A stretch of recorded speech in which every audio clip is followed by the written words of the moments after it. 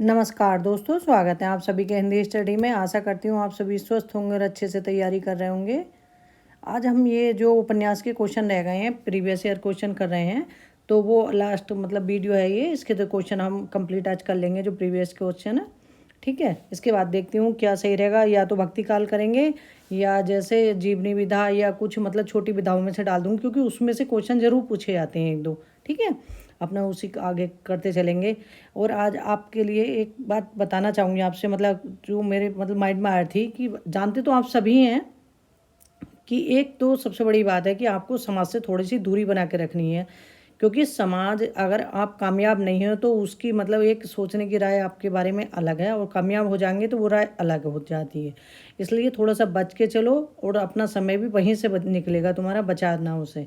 ठीक है, उसे अगर पढ़ने में कामयाब करोगे तो वो ज़्यादा अच्छा रहेगा, इधर उधर की बातों से अच्छा। फ़ोन को थोड़ा कम यूज करो।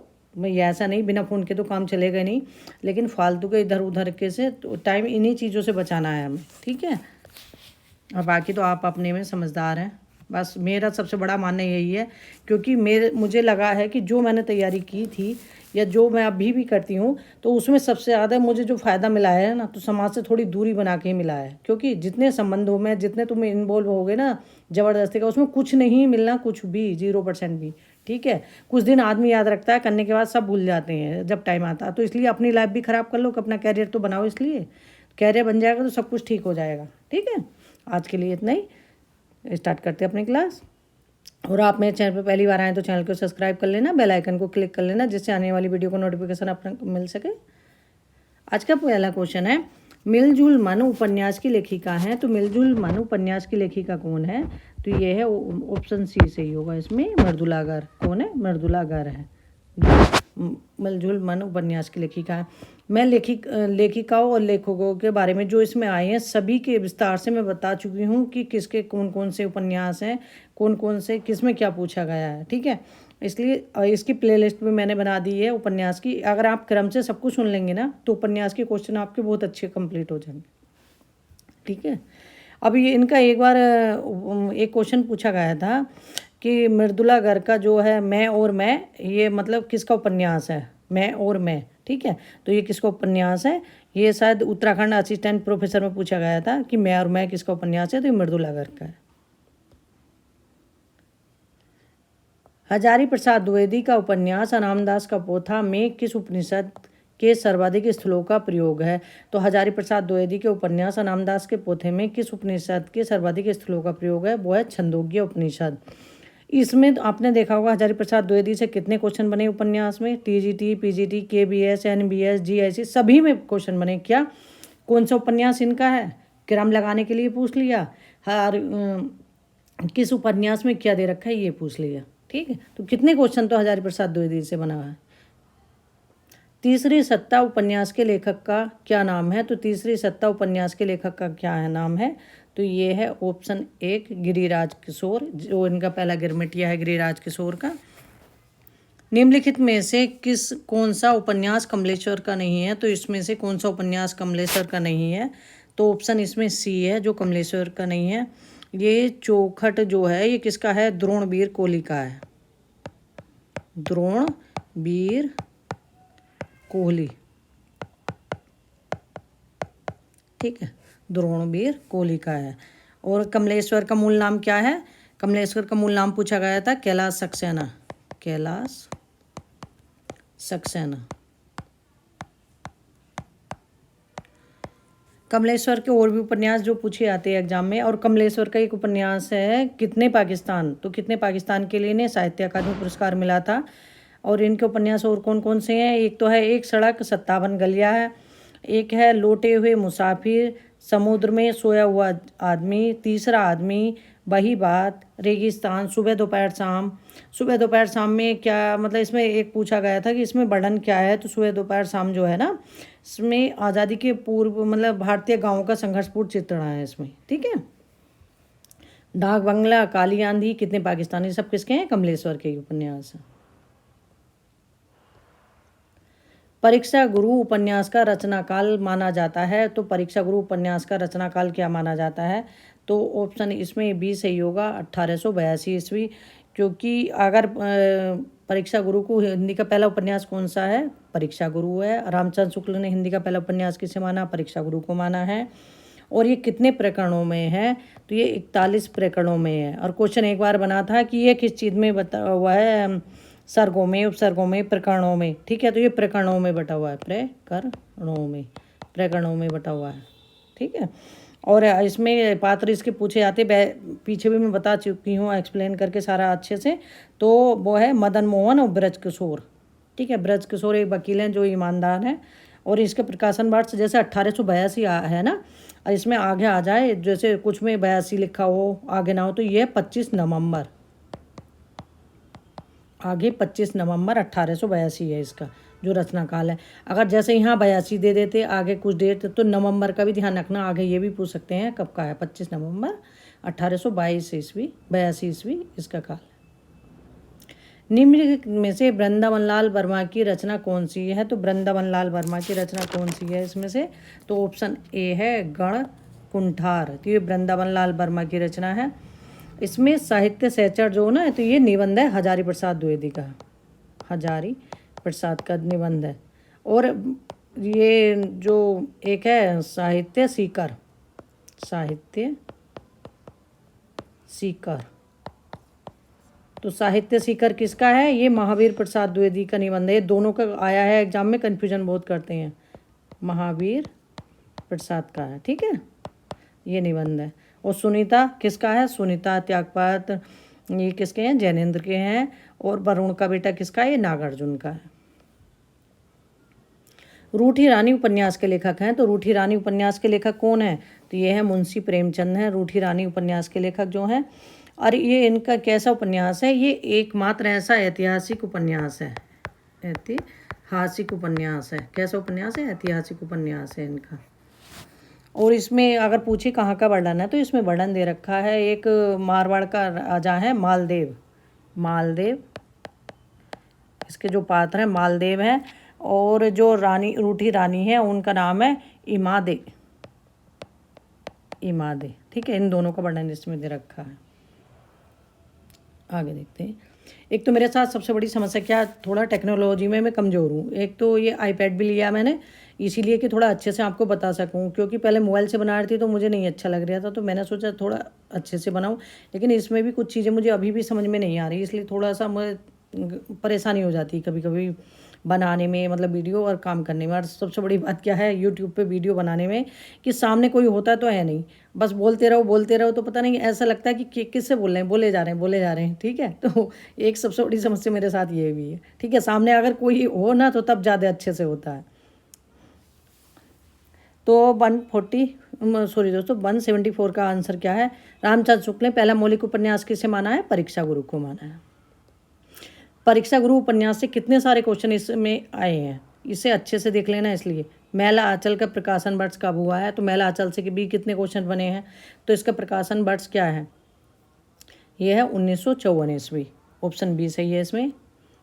मैला आंचल में किस गांव की जीवन गाथा है? तो मैला आंचल जो है तो इसमें किस गांव की जीवन गाथा है जो मैला आंचल है? तो इसमें बिहार राज्य का जो है, मतलब बिहार राज्य के पूर्णिया जिले के मेरीगंज का। ठीक है, तो ऑप्शन ए सही होगा इसमें। ग्लोबल गांव के देवता किसकी कृति है? तो ग्लोबल गांव का देवता किसकी कृति है? तो ये रणेंद्र की है। ऑप्शन ए सही होगा। शायद 2019 या 21 के पेपर में मैंने देखा, टीजीटी या पीजीटी में भी आया था एक क्वेश्चन, कि ग्लोबल गांव के देवता जो उपन्यास है इसमें सर्वोच्च शिखर मतलब किसको बना रखा है? इसमें जो सर्वोच्च देवलोक मतलब किसे कहा गया? तो उसका सर्वोच्च देवलोक है न्यूयॉर्क को। ठीक है, किसमें कहा गया है सर्वोच्च देवलोक? New York, New York. ठीक है। होरी प्रेमचंद के किस उपन्यास का पात्र है? तो होरी प्रेमचंद के किस उपन्यास का पात्र है? गोदान का पात्र है होरी जो है। होरी, धनिया, रूपा और गोबार, सोना, ये सब उसके पात्र है गोदान के। और गबन की इनका एक उपन्यास है गबन, में वो बताने से भूल गई थी। गबन की पात्र पूछी जाती हैं जल्पा, जल्पा। जो इनका गबन उपन्यास है उसकी पात्र कौन सी है? जल्पा है। पढ़ती परी कथा किसकी रचना है? तो पढ़ती परी कथा किसकी रचना है? तो ये जो है ये फणीश्वर नाथ रेणु की रचना है। मैला आंचल उपन्यास का कथा क्षेत्र निम्न में से कौन सा है? तो मैला आंचल का उपन्यास का कथा क्षेत्र कौन सा है? बिहार है। ठीक है, क्योंकि इसका देखो ये भी पूछ लिया कि मैला आंचल कहाँ का वर्णन है और बिहार के, इसीलिए मैंने विस्तार से आपको बताया था कि बिहार राज्य के पूर्णिया जिले के, अगर जिला पूछे तो पूर्णिया जिले है। परीक्षा गुरु उपन्यास के नायक का नाम है? तो परीक्षा गुरु उपन्यास का नायक कौन है? मदन मोहन है। इसमें ब्रज किशोर भी दे दिए देखो ऑप्शन में, तो ब्रज किशोर नायक नहीं है, मेन तो यही है, दिल्ली के रईस हैं जो मदन मोहन है। ठीक है, ये इसके नायक है। और ये इनके कौन थे? दोस्त थे, जो एक पेशे से वकील थे। सेवा सदन उपन्यास हिंदी में पहली बार कब प्रकाशित किया गया? तो सेवा सदन उपन्यास हिंदी में पहली बार कब प्रकाशित किया गया? तो ये 1919 इसमें ऑप्शन दे रखा, वैसे ये गलत है मेरे हिसाब से। ठीक है, 1918 ईस्वी है इसका जो सन है। ठीक है, सही सन जो है 1918 ईस्वी है सेवा सदन का जो है। और इससे पहले किस नाम से था? ऐसा अगर उर्दू में आ जाए तो बाजार हुस्न नाम से था। और इसकी नायिका कौन है? सुमन है। और वैश्य जीवन से संबंधित उपन्यास है ये इनका एक। और प्रेमचंद ने, अगर पूछा जाए प्रेमचंद ने अपना बेहतरीन उपन्यास किसे कहा है? तो प्रेमचंद ने जो हिंदी में अपना बेहतरीन उपन्यास कहा है वो सेवा सदन को कहा है। अतखिला फूल किसके द्वारा रचित उपन्यास है? तो अतखिला फूल किसके द्वारा रचित उपन्यास है? तो अयोध्या सिंह उपाध्याय हरिओत द्वारा मतलब रचित उपन्यास है अतखिला फूल जो है। और इस उपन्यास में क्या दे रखा है? इस उपन्यास में है जैसे मतलब धार्मिक आडंबर या अंधविश्वास, इस तरह से उनके दुष्परिणाम इसमें दिखा रखे हैं। निम्नलिखित में से आंचलिक उपन्यास की कौन सी विशेषता नहीं है? तो आंचलिक उपन्यास की कौन सी विशेषता नहीं है? तो इसमें ऑप्शन हमारा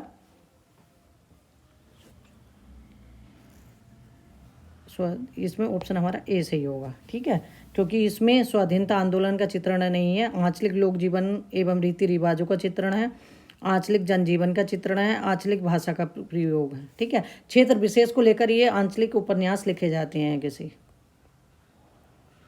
हजारी प्रसाद द्विवेदी उच्च कोटि के समीक्षक थे, साथ ही उन्होंने एक उत्तम उपन्यास भी लिखा, उसका नाम क्या था? तो उसका नाम क्या था जो उत्तम उपन्यास उन्होंने लिखा था? तो वो ऑप्शन डी है, बाण भट्ट की आत्मकथा। ठीक है, इसमें दे दिया देखो, इसे घुमा के हजारी प्रसाद द्विवेदी का उपन्यास सीधे पूछ लेते, लेकिन उन्होंने लिखा कि उच्च कोटि के समीक्षक थे, साथ ही उन्होंने एक उत्तम उपन्यास भी लिखा, इनमें से कौन सा है? ठीक है, तो ऑप्शन हमारा डी होगा, बाण भट्ट की आत्मकथा। बाण भट्ट की आत्मकथा, चारूचंद लेख, पुनर्भा, अनामदास का पोथा, ये सब उपन्यास किसके हैं? हजारी प्रसाद द्विवेदी के। निम्न में से कौन सा उपन्यास धर्मेंद्र भारती जी का नहीं है? धर्मेंद्र भारती जी का कौन सा उपन्यास नहीं है इसमें से? तो वो ऑप्शन हमारा कौन सा सही होगा? ऑप्शन ए, चारूचंद लेख किसका है? हजारी प्रसाद द्विवेदी का, हजारी प्रसाद जी का। दहेज प्रथा अनमेल विवाह के दुष्परिणामों का चित्रण प्रेमचंद के ने निम्न में से किस उपन्यास में किया है? तो दहेज प्रथा अनमेल विवाह के दुष्परिणामों का चित्रण प्रेमचंद जी ने निम्न में से किस उपन्यास में किया है? तो वो है उपन्यास इनका ऑप्शन बी, निर्मला। ठीक है, निर्मला जो है। अगर कर्मभूमि में पूछा जाए तो कर्मभूमि में आया था क्वेश्चन कि कर्म मतलब मंदिर में अछूतों का प्रवेश मतलब निषेध किस में हुआ है? तो वो मंदिरों में अछूतों का प्रवेश किस में निषेध हुआ है? तो वो है वो मतलब मजदूरों किसानों का शोषण जो था इसमें हुआ है कर्मभूमि में। ठीक है, और इसके पात्र पूछे जाएं तो पात्र कौन है? अमरकांत और सकीना है। और प्रेमाश्रम जो उपन्यास है ये गोदान की पूर्व पीठिका है, प्रेमाश्रम जो है।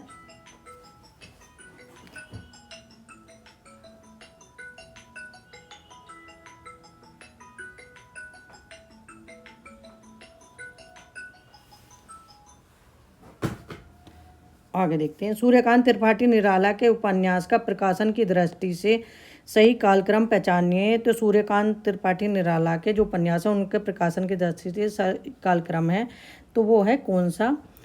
अप्सरा, अलका, कुल्ली भाट, चोटी की पकड़। ठीक है, तो ये किसके उपन्यास है? ये सूर्यकांत त्रिपाठी निराला के हैं और इनका सही क्रम है। आगे देखते हैं। सोया हुआ जल उपन्यास की विषय वस्तु निम्नलिखित में से किसके साथ संबंधित है? तो सोया हुआ जल उपन्यास की विषय वस्तु निम्नलिखित में से किससे संबंधित है? तो ये है ऑप्शन बी। इसमें एक सराय में ठहरे हुए यात्रियों की एक रात की कहानी है। और सोया हुआ जल किसकी रचना है? ये है सर्वेश्वर दयाल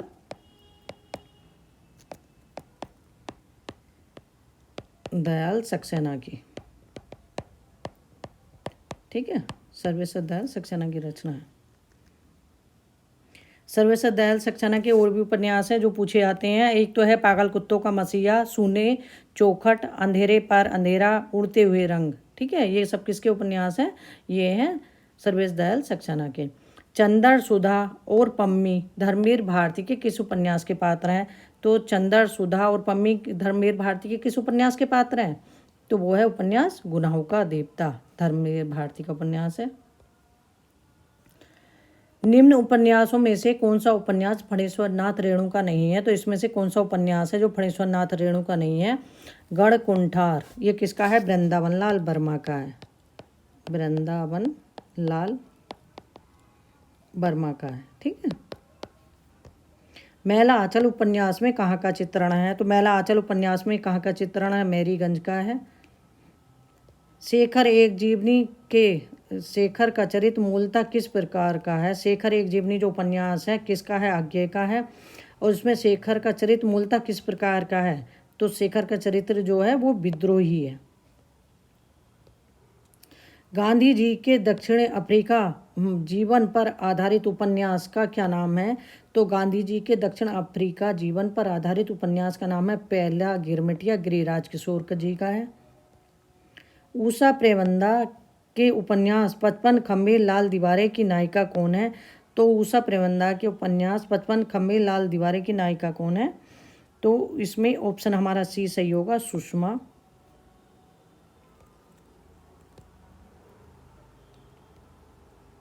आगे देखते हैं। आर्थर कॉनन डॉयर से हिंदी का कौन सा उपन्यासकार प्रभावित हुआ? तो आर्थर कॉनन डॉयर से हिंदी का कौन सा उपन्यासकार मतलब प्रभावित हुआ? तो वो गोपाल राम गहमरी। तो ऑप्शन हमारा इसमें ए सही होगा। और जासूसी उपन्यासों के प्रवर्तक कौन है? जासूसी उपन्यासों के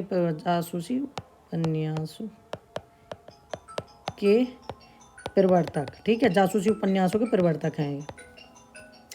निम्नलिखित में से कौन सा उपन्यास रांगे राघव द्वारा नहीं लिखा गया? तो रांगे राघव द्वारा कौन सा उपन्यास नहीं लिखा गया? भाग्यवती। भाग्यवती किसका है? श्रद्धाराम फुल्लेरी का है। भाग्यवती किस प्रकार का उपन्यास है? तो भाग्यवती किस प्रकार का उपन्यास है? ये एक सामाजिक उपन्यास है भाग्यवती जो है। और किसका है? श्रद्धाराम फुल्लेरी का। जैनेन्द्र कुमार के उपन्यास के सही कालक्रम का विकल्प चुने हैं। तो इसमें जैनेन्द्र कुमार के उपन्यास बताने कि इसमें कौन सा सही है जो विकल्प है?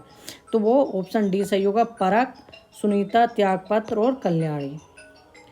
हिंदी उपन्यास के विकास का वर्गीकरण किसे केंद्र में रखकर किया गया है? तो हिंदी उपन्यासों का विकास का वर्गीकरण किसे केंद्र में रखकर किया गया है? तो ऑप्शन इसमें से हमारा ए सही होगा, प्रेमचंद जी को। जैसे प्रेमचंद पूर्व प्रेमचंद पूर्व,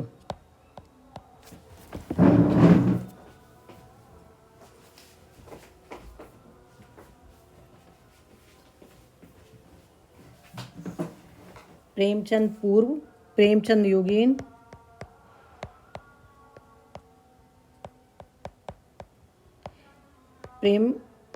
प्रेमचंद उत्तर। ठीक है, इस तरह से तीन में अगर ऐसे पूछा कि केंद्र में रखकर किसे पूछा जाए तो ये तो प्रेमचंद का होगा। अगर पूछे कितने में बांटेंगे तो तीन में बांटेंगे इन्हें कि तीन मतलब तीन भागों में कह सकते हैं, प्रेमचंद पूर्व, प्रेमचंद योगीन, प्रेमचंद उत्तर, इस तरह से। ठीक है, इस तरह से अपने उपन्यासों को बांट सकते हैं।